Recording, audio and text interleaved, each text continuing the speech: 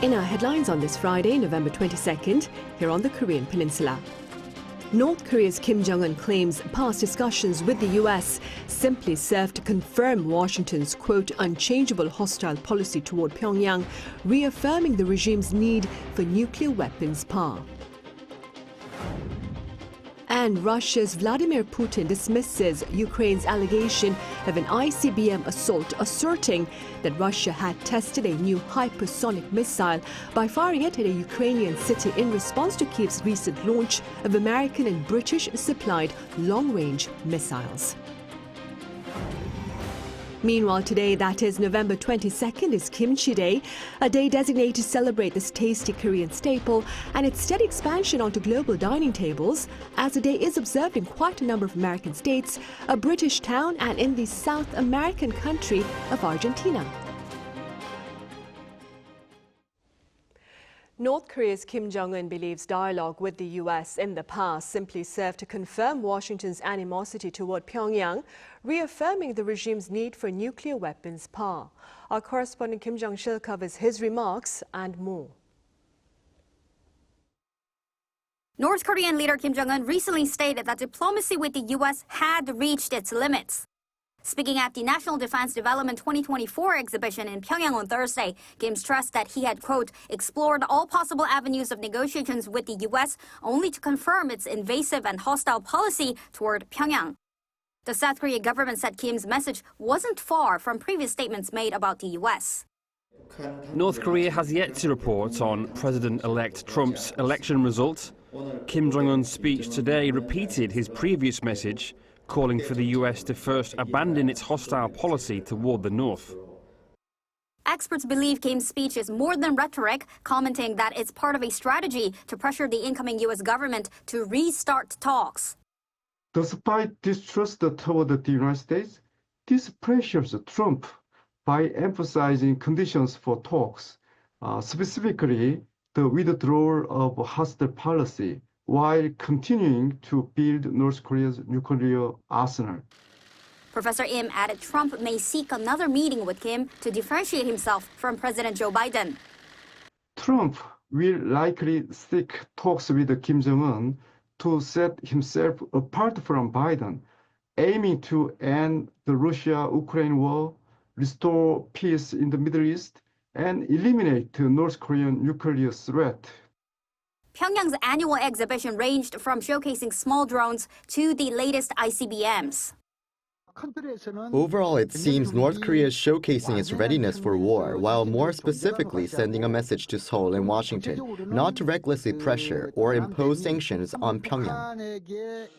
Meanwhile, former Pentagon official Randall Shriver, who was in charge of the Trump-Kim talks in 2018, suggested that Trump may revive diplomacy with Kim, noting the latter's stronger position due to advanced strategic capabilities and support from Russia. Kim Jong-sil, Arirang News.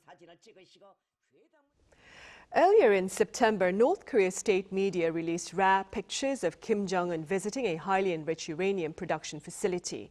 Now, back on Wednesday, the UN nuclear watchdog claimed this facility seems to be an undeclared facility. Our correspondent Kim Bo-kyung reports.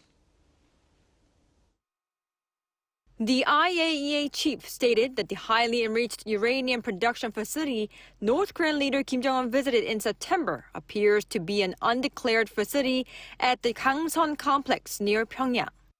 Director General Rafael Grossi made this remark at an IAEA board meeting in Vienna, Austria on Wednesday. Referring to images published through Pyongyang state media that showed centrifuge cascades and other infrastructure, the nuclear watchdog said these were consistent with the layout of a centrifuge enrichment facility, along with the structure of the main building of the Kangson complex and its newly constructed annex. Previously on September 13th, the KCNA reported Kim inspected the site that can produce weapons-grade nuclear material, revealing the highly enriched uranium production facility, though its exact location was not specified. This marked the first time the regime has unveiled a nuclear facility directly through its media since November 2010, when Pyongyang showed a facility with 2,000 centrifuges to U.S. nuclear physicist Siegfried Hecker and his team. The IAEA said such a display of an undeclared enrichment facility at Kangson and the call to further strengthen the foundation for producing weapons-grade nuclear material are of serious concern. Grossi added that there are indications that the centrifuge enrichment facility at the Yongbyon nuclear complex also continues to operate.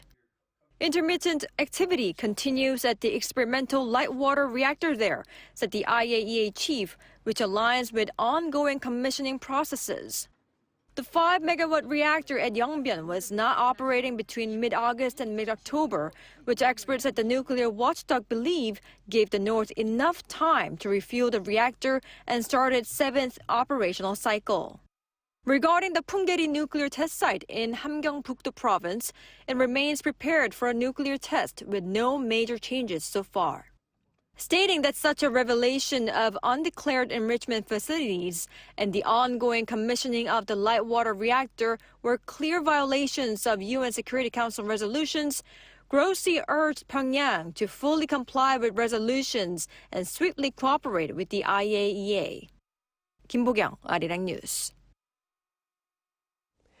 Meanwhile, Russia tested a new hypersonic missile against Ukraine. This is according to Vladimir Putin in a televised address that rejected claims by Ukraine of an intercontinental ballistic missile launch. Our Lee Seung-jae has more. After claims by Ukraine that Russia fired an intercontinental ballistic missile at Ukraine's Dnipro region on Thursday, Russian President Vladimir Putin shot down the allegations, saying instead that it was a new non-nuclear, medium-range ballistic missile. In combat conditions, one of the newest Russian medium-range missile systems was also tested, in this case with a ballistic missile in non-nuclear hypersonic equipment. Putin added that the missile, named the Oreshnik, was fired in response to the aggressive actions of NATO countries against Russia. He cited the Ukrainian use of U.S.-supplied ATACMS and the UK's Storm Shadow missiles against Russia. Putin also used the word test to describe the launch of the missile, saying that it was successful. Washington confirmed Putin's claims as Pentagon Deputy Press Secretary Sabrina Singh told reporters on Thursday that the missile was a new experimental type of intermediate-range ballistic missile. However, she added that the missile was based on the design of a Russian ICBM. The press secretary also said that Russia had pre-notified U.S. officials about the strike using nuclear risk reduction communication channels. Following initial reports of Russia's use of an ICBM, European Commission spokesperson Peter Stano said if confirmed, it would mark another quantitative and qualitative change in the war and a clear mark of escalation. British Prime Minister Keir Starmer's office said that if the use of ICBMs is true, it would be another example of Russia's escalating, reckless, and corrupt behavior. The comments came as the Ukrainian Air Force claimed that a Russian ICBM flew south of the central eastern city of Dnipro on Thursday. Lee Seung-jae, Arirang News. And a senior North Korean military officer has been injured in Russia's Kursk region by a Ukrainian air assault. Now, this is according to the Wall Street Journal on Thursday, quoting Western authorities. Neither the identity of the officer nor the severity of his injury has been disclosed. The U.S. Daily says over 10,000 North Korean troops, including generals, have been deployed to Russia for active duty in support of its invasion of Ukraine. The International Criminal Court has called for the arrest of Israeli leader Benjamin Netanyahu, placing him on its short list of sitting leaders charged with war crimes, including Russia's Vladimir Putin. Our Shin Ha-young has details. The International Criminal Court has issued arrest warrants for Israeli Prime Minister Benjamin Netanyahu and former Defense Minister Yoav Gallant. The ICC announced on Thursday that the warrants were issued for crimes against humanity and war crimes committed during the conflict in Gaza, where the Hamas-run health authorities say 44,000 people have been killed. A warrant was also issued for Mohammed Dev, the military commander of Hamas, who Israel says was killed in an airstrike in Gaza in July on charges of war crimes and crimes against humanity related to the October 7 attacks on Israel, which resulted in almost 1,200 deaths. This comes 6 months after the ICC chief prosecutor Karim Khan first sought the warrants. Netanyahu slammed the court's decision. This is moral bankruptcy. It violates the natural right of democracies to defend themselves against murderous terrorism. The Prime Minister's office also dismissed the warrants as absurd, stating that Israel will not yield to pressure until all its war objectives are achieved. The White House said the U.S. rejected the ICC decision. We fundamentally reject the court's decision to issue arrest warrants for senior Israel officials.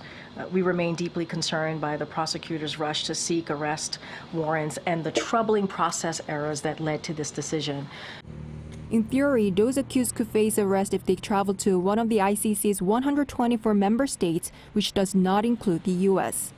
According to the BBC, Italy and the Netherlands responded to the ruling, saying they would arrest any of the men on their territory.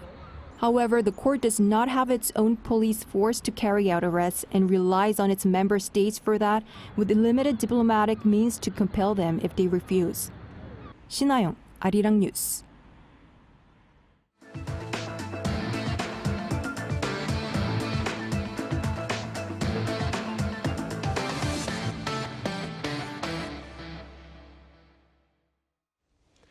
Today, that is November 22nd, marks Kimchi Day, a day designated to celebrate this Korean comfort food, which in recent years has been expanding its presence onto global dining tables. Our An Sung-jin covers this celebration of culture. Kimchi, a traditional Korean side dish made from fermented vegetables, mostly Napa cabbage or radish. It's a staple for Koreans and often seen as a representative food of the country. But now, more and more foreigners come to enjoy the unique Korean dish. This Kimchi Academy in Seoul offers the opportunity to experience making the entire process of kimchi, from preparing the ingredients and mixing it into the final product. When we travel, we like to do some cooking classes because cooking is just such a cool reflection of culture in a particular area. And it's hard to think of something that's more Korean than kimchi. And learning how to make handmade kimchi was really a very eye-opening experience. Yeah. The instructor said she's very proud to see foreigners come enjoy the value of the traditional dish. Before the pandemic, a lot of visitors from Asia came to make kimchi. But after COVID-19 and with the spread of Korean culture, more visitors from around the world have come and shown interest. It's a dish on the table almost every day for Koreans, but what's the significance behind consuming it? For a lot of people these days, it's difficult to consume food with vegetables in it. But one way to obtain minerals and vitamins is through kimchi. Because it is composed of so many ingredients, it contains probiotics, anti-cancer bacteria, and antioxidants. Kimchi pleases palates and is full of nutrients. But the process of making kimchi is what makes it even more Korean. Food has become a big part of understanding Korean culture. Kimchi is not just a dish. It is a dish that bonds people together and unites them and solidifies communities. And it's probably the most important dish for the Korean nation. This vegetable-based dish is the essence in fostering Korean culture, not only for those Koreans living abroad, but also for those who are getting to know about Korea. An Sung-jin, Arirang News. An annual event that seeks to share the works of emerging talents in the creative content market took place on Thursday. The event comes as part of the Creative Talent Support Program launched in the year 2012 to support individuals interested in making inroads into the content industry. The program itself offers mentoring and commercialization support across video making, storytelling, and more.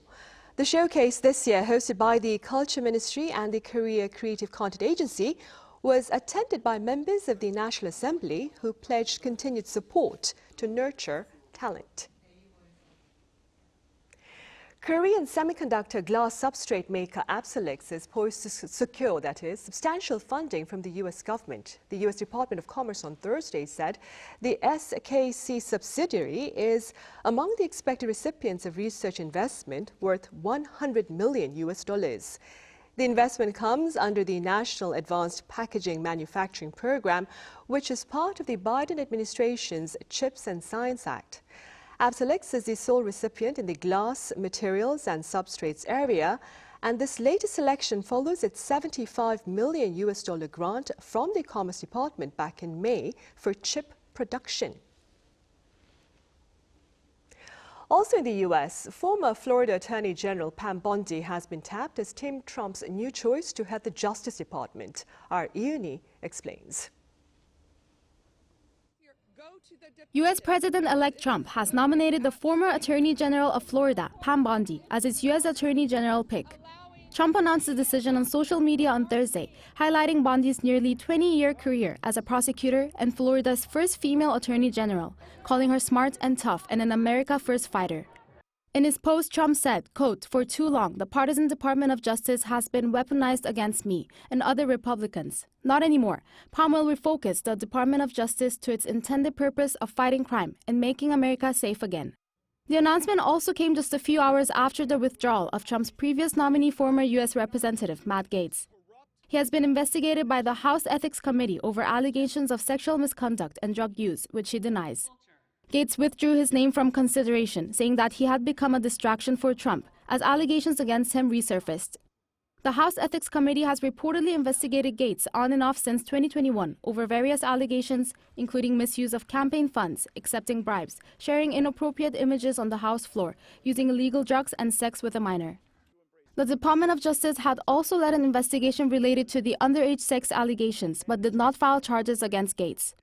Trump's new pick to lead the Justice Department, 59-year-old Pam Bondi, has worked closely with him on legal and policy matters, including serving as one of his lawyers during his first impeachment trial. Recently, she helped lead the America First Policy Institute, a think tank working with Trump's campaign to shape policy for his next administration. Ian, Arirang News.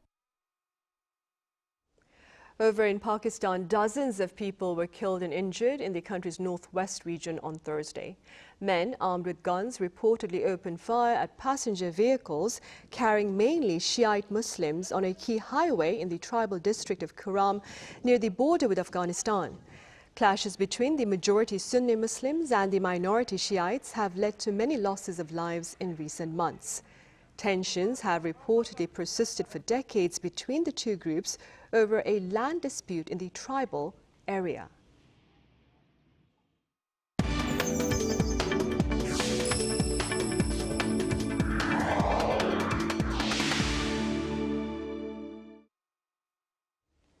This year, Korea and Italy celebrate 140 years of diplomatic relations. And to commemorate this milestone, the two countries are promoting a special period of active cultural interactions. That being said, our culture correspondent Song Yoo-jin recently sat down with the Italian ambassador to South Korea for her thoughts on the bilateral exchanges.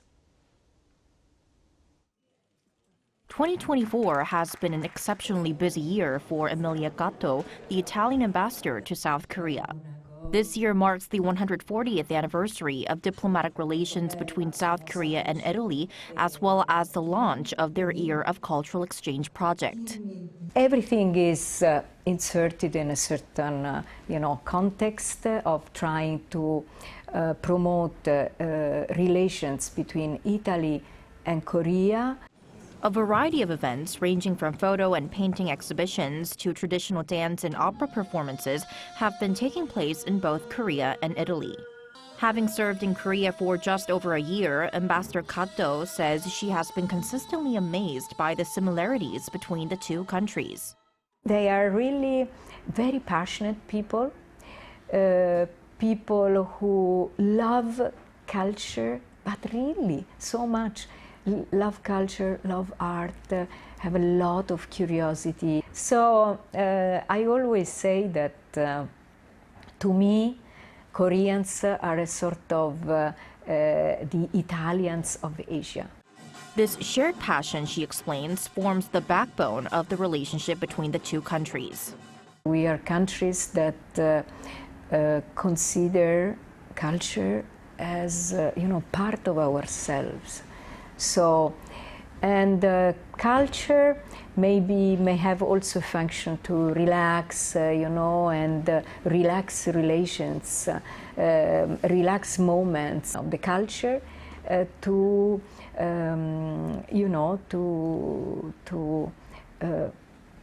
create the better condition for diplomacy, for relations, for knowing each other better.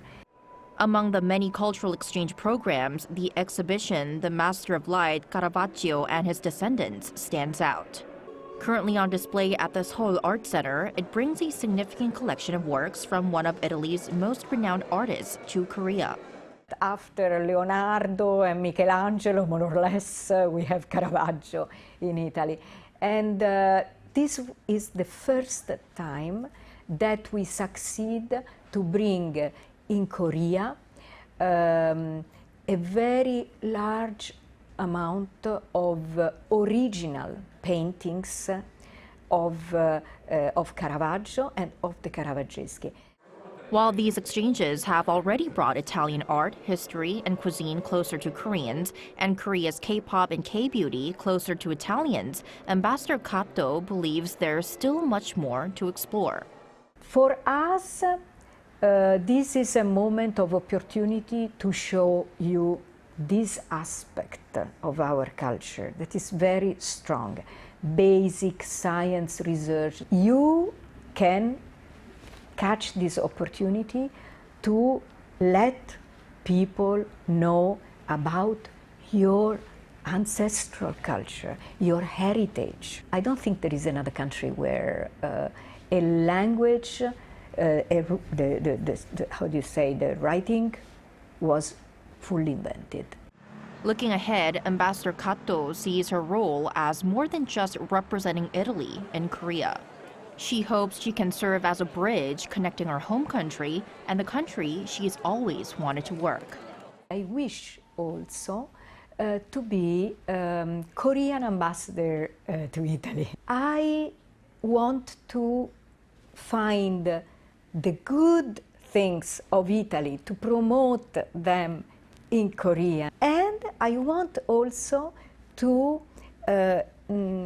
detect the fantastic things that you have, which are many, in Korea, of Korea, that I'm sure Italians would love if they knew it better. Grazie to you. 감사합니다. 송유진, Arirang News.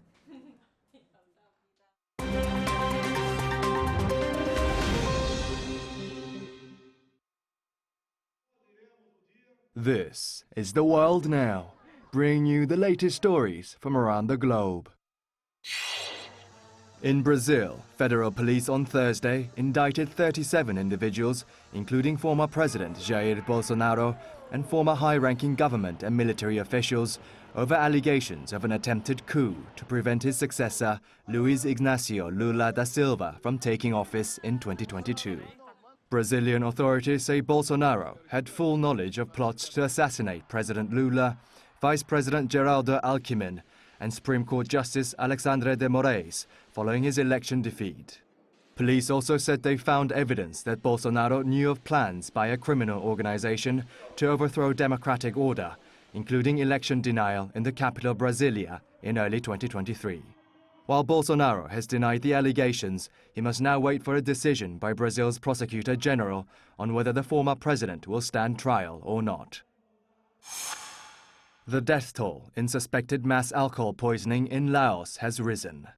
According to the UK's Foreign Office, a 28-year-old female British tourist on Thursday became the fifth person to die after visiting a small riverside town in central Laos. The death of a 19-year-old Australian female was also confirmed by her family on the same day. Hours earlier, the US State Department also reported the death of an American man in the same tourist town of Van Vieng. Danish authorities also confirmed that two Danish national females, aged 19 and 20, had died the week before. Now, as police continue to investigate, reports in the media as well as testimonies suggest the victims may have consumed alcohol laced with methanol.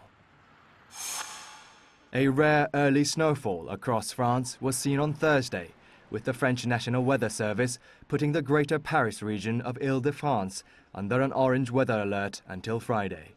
The weather agency estimated that up to 3 centimeters of snow will fall in the capital through to the weekend. Authorities requested 10% of all flights to be cancelled by Thursday afternoon. Now, French capital Paris's iconic Eiffel Tower will also be closed until 1 p.m. local time on Friday due to safety risks. Kimchi, Arirang News.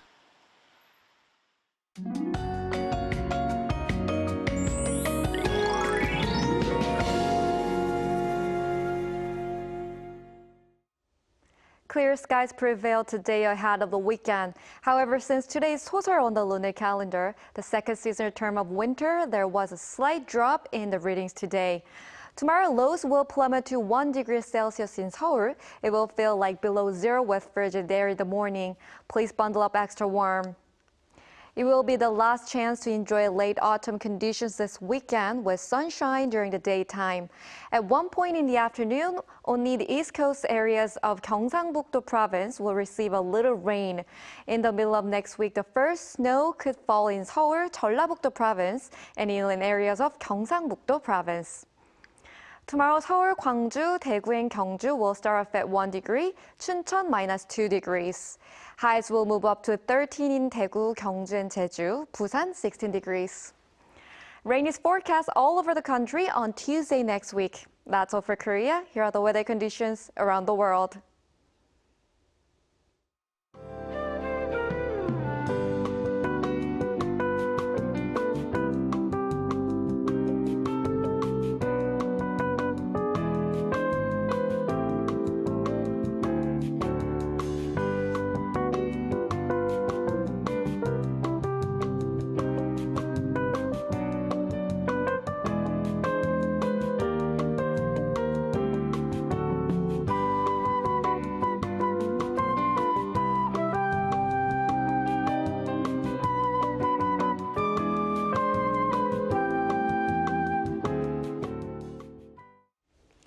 Right, those are the headlines at this hour here in South Korea. Thank you for watching.